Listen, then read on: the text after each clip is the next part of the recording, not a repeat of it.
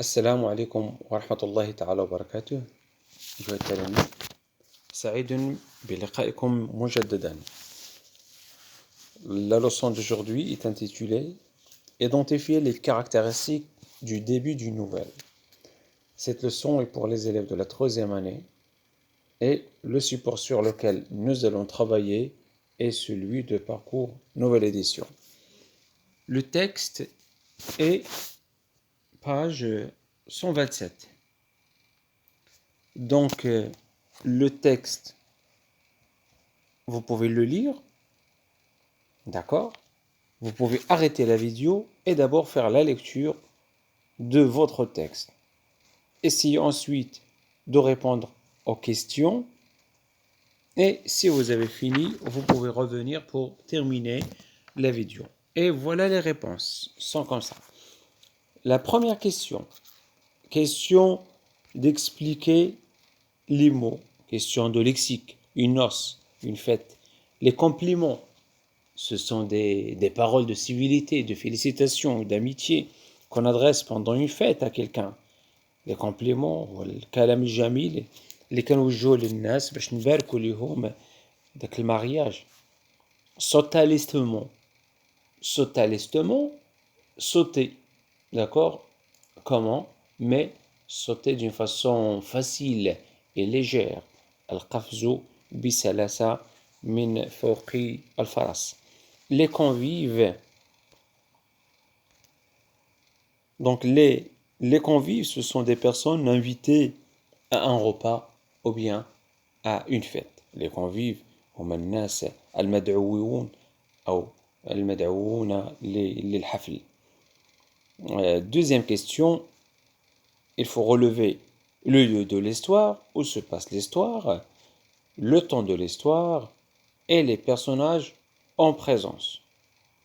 Passons automatiquement à la troisième question.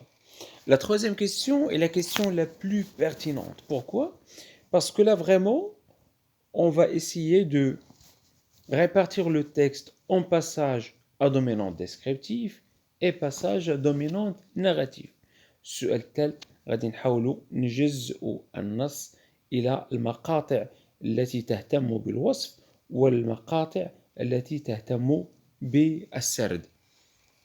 Quand vous le voyez, les passages descriptifs commencent à partir du début du texte. On célébrait une noce dans une ferme des environs de la commune andalouse, dans du Gard, jusqu'à sous l'Ourpois, entre la ligne 1 et la ligne numéro 6.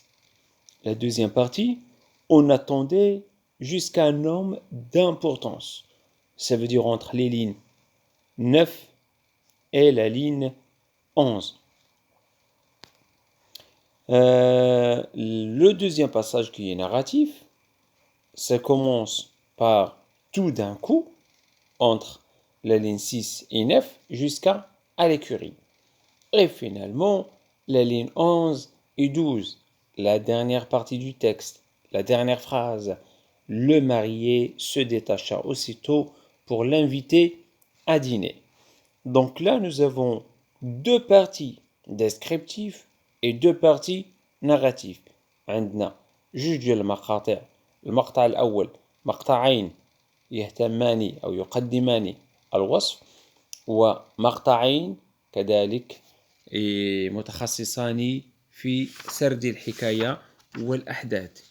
اللي غادي نشوفوه سوف نحاول أن نتوقف على الأفعال وما هي الظواهر اللغوية التي تبين السرد والوصف.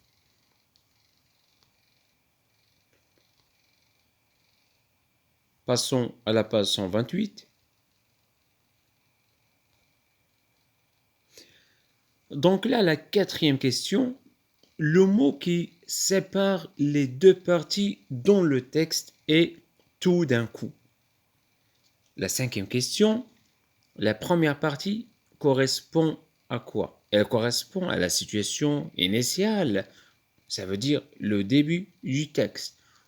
La situation initiale, comme vous l'avez déjà vu, elle est caractérisée par la stabilité et on en trouve l'imparfait surtout, parce que elle est toujours descriptive. Et la deuxième partie correspond à l'élément modificateur. La question numéro 6. Relevez les verbes conjugués. Donc, dans la première partie, nous avons les verbes célébrer, avait reçu, aller, était, se mêler, faisait, attendait et paraissait. Et les mots qui indiquent la stabilité, c'est une noce, c'est la fête de mariage. Les odeurs, le parfum, partager un repas, etc.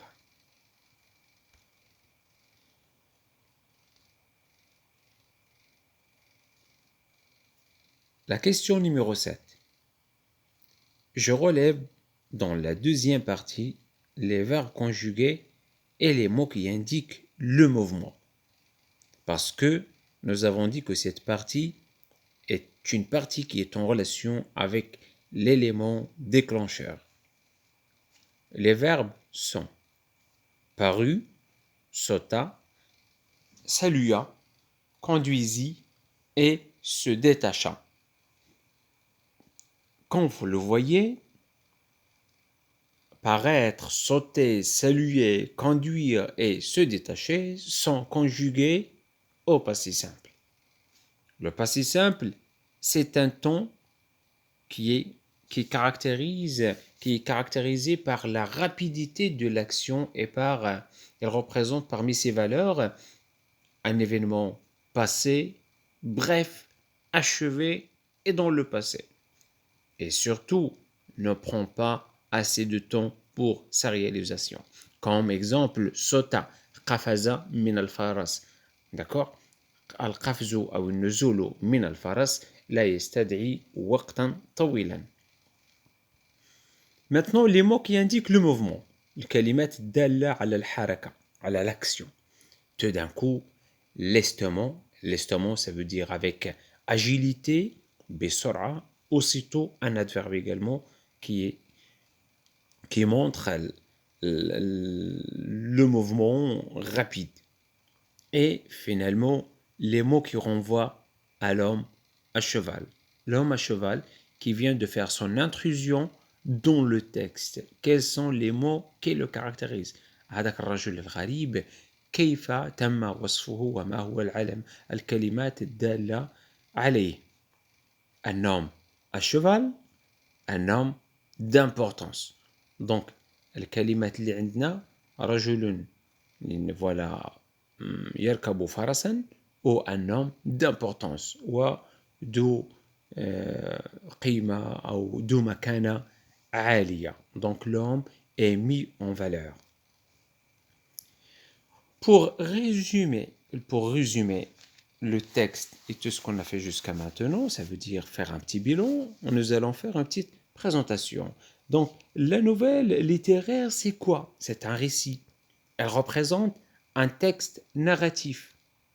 C'est une histoire que l'on raconte. Une histoire qu'on raconte et c'est une histoire qui est racontée au passé. Parmi ces caractéristiques et surtout les caractéristiques de la nouvelle, du début de la nouvelle, nous avons toujours la présentation des personnages et là au début on présente en général les personnages les plus intéressants, ça veut dire le personnage surtout principal, nous avons toujours un seul personnage principal en général et avec deux, trois personnages, oui, parfois, mais en général, c'est un seul personnage principal. Pourquoi? Parce que c'est la nouvelle. Et dans la nouvelle, nous avons peu de personnages, contrairement au roman. Deuxième caractéristique, la présentation du cadre spatio-temporel. Ça veut dire l'étar az-zamakani, az-zaman wal-makan. Et là, on présente des indications relatives à l'espace et relatives au temps. Troisièmement, la présentation de l'intrigue. Ça veut dire تقديم القصة أو الحبكة. D'accord? C'est présenter les éléments essentiels pour amorcer l'histoire. تقديم المعطيات الأساسية لبداية القصة. Et finalement, la dernière caractéristique du début de la nouvelle, آخر صفة ديال البداية ديال القصة القصيرة اللي هي الاستعمال ديال les temps du récit comme l'imparfait et le passé simple. أخيرا, j'ai mis à votre disposition les éléments du schéma narratif et qui sont comme suit. Premièrement, la situation initiale, et c'est ça dont on a parlé dans cette leçon. Deuxièmement, élément déclencheur ou perturbateur, il vient pour perturber la stabilité de la situation initiale. Les péripéties, c'est un ensemble d'événements, d'actions à la recherche de la stabilité et de la résolution du problème. Le dénouement ou bien la résolution, on l'appelle également la chute. Et finalement, la situation finale. كنتمنى بأنه الدرس ديال les caractéristiques du début d'une nouvelle يكون مفهوم وبسيط وتكونوا فاهمين ليه بإذن الله ونكون توفقت في إيصال المعلومة بطريقة سلسة جدا. Mes chers élèves, on se voit dans une nouvelle leçon. Merci et à très bientôt.